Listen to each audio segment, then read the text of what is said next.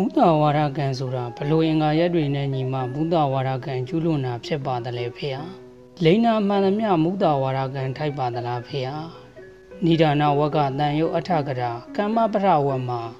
ဘုဒ္ဓဝါဒကံမြောက်ကြောင်းအင်္ဂါ၄ပါးကိုဖွင့်ပြထားပါတယ်အတ္တထဝတ္ထု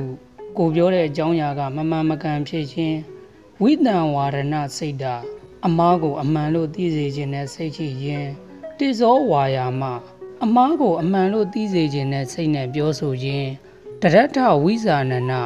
နားထောင်တဲ့သူကအမားကိုအမှန်လို့ယုံကြည်ခြင်းဆိုတဲ့အင်္ဂါ၄ပါးနဲ့ပြည့်စုံမှမုဒ္ဒဝါဒကံမြောက်ပါတယ်အင်္ဂါတစ်ခုခုရှုပ်ယွင်းရင်မုဒ္ဒဝါဒကံမမြောက်ပါဘူးကိုယ်နဲ့ဖြစ်စေကိုယ်နဲ့ဆက်တဲ့ဝတ္ထုနဲ့ဖြစ်စေ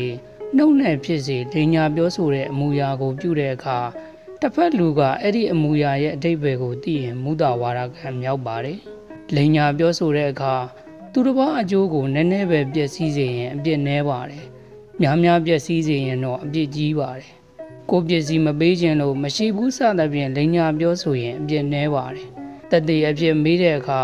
အကျိုးစည်းဝါးပျက်စီးအောင်လိန်ညာပြောဆိုရင်အပြစ်ကြီးပါတယ်